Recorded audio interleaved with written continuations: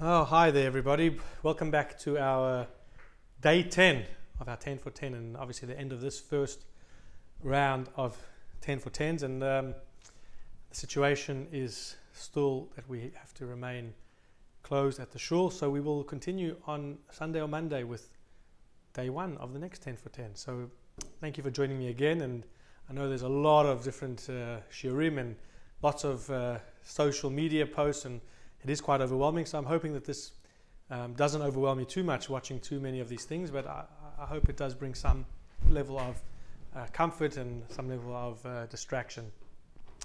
Hope you're doing well. As I always ask, hope you're doing okay, and if you need to reach out, please do so. So today is Friday, and as such I decided, like I did last Friday, to talk about something to do with the Parshat, and it's a new beginning. We start a new book of the Torah, the book of Vayikra, and it's Parshat Vayikra. So hopefully the enthusiasm, the excitement, we've just finished Rosh Chodesh Nisan, we're heading into Pesach, which generally brings with it a level of anxiety getting ready, and this year will be no different. But Manishtana, what will be different, of course, will be the various challenges that Pesach this year is going to bring with it. But we'll talk about that another time. Right now, let's get to the Parsha. And I don't know if we're going to do a full 10 minutes today, just something nice and short and into Parsha, but who knows, time does fly when you are having fun. So I remember hearing a story, it's a well-known story about a child who came back from summer camp, and the mother was going through his suitcase and unpacking and starting to do the laundry, and she says to him, "Where's your towel? Where's the towel I sent back with you?" The child doesn't have a clue where it is. I don't know, I'm not sure. Anyway, the mother is upset and angry and frustrated, and she calls the camp director and she says, "Excuse me, my son lost his towel in camp. Somebody must have stolen it. I'm furious. I want you to find it. Make sure you do it. How could somebody do such a thing? Steal from my child and make sure that he, this is supposed to be a Jewish camp, and here he is that he's stolen it, so on and so forth and so on and so forth, and blaming everybody. You can steal, and how can Jewish children steal, and how can Jewish children do such a thing? I want my towel." And eventually, when the camp director had a moment to calm her down, he said, "Okay, ma'am, just give me a second. Please tell me, how do I identify the towel? How will I know which is your son's towel?" And the mother said, "Well, it's very simple. Look on the bottom, and it's got Hilton Hotels written on it." Now, of course, it's just an analogy, but the story is nonetheless pertinent because, in our world today, something which I think often falls by the wayside is basic respect and manners, basic consideration for another person's feelings. And I think the world at times has been very selfish. The world at times has been very insular in the sense of looking inwards as opposed to looking outward. And therefore, in our Parsha this week, I think there's a very fundamental lesson, and one which I hope that you out there and anybody who's watching this can take on board, and something which I hope that I can do in my life and I can live up to in the sense that I do.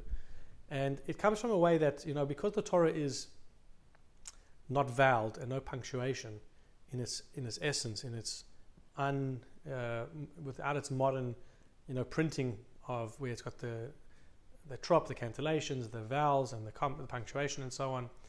But the opening words of this week's Parsha, of this new book of the Torah, begins Vayikra el Moshe, and God called to Moshe. But there is another way of reading it, and a way which I think shows us something phenomenal. And that is that if you punctuate after the word El, you can say it is as Vayikra El, that God called, comma, Moshe, Moshe. Basically what it was saying is that before God wanted to tell Moshe something, what did he do? He called him and he addressed him. He said, "Moshe, I'd like to tell you something." And it seems rather simple, but as I said, very, very, very profound. Because here we have Melech Malchem Lachim, the King of Kings, wants to address a lowly person, even though Moshe was the greatest person, compared to Hashem, is just another human being. So why does Hashem have to address him and say, "Excuse me, Moshe"? Call him out with a bit of respect. Surely the king doesn't have to do that. But here God's teaching us something that when it comes to basic human decency, basic manners, basic respect for another human being, it's not beyond anybody. Here God himself was acknowledging Moshe before he spoke to him. Vayikra El, God called, And he said, Moshe, let me tell you something. Excuse me, I want to ask you something. I think this is the message we have to teach ourselves and our children and anybody around us. It doesn't matter who you are, who you think you are. You might be the wealthiest person. You might be the greatest community leader. You might be the best politician or the prime minister. I don't care. How you treat another human being, that is the essence of what it means to be a mensch. How you treat somebody else is what makes you a good or not a good person. So think about that. Think about how we address and deal with other people. Now, of course, we all make mistakes. There are times that we are negligent, we forget, we are distracted. I understand that. And trust me, I'm just guilty of that numerous times in my life too. But if we can focus on this message from these very simple 3 words, Vayikra el Moshe, then we've done well. Hopefully we can all listen to that. Hopefully we can all have a wonderful Shabbos. Join me tonight at 6:30 for virtual Kabbalat Shabbat. I'll give another short Dvar Torah, and Chaz and Greg will be joining me.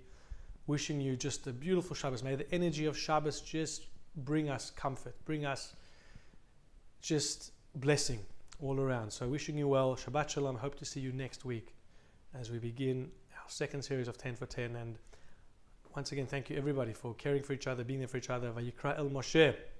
Let's emulate God's ways and let's be considerate, compassionate, kind, and helpful to all those around us. Good Shabbos.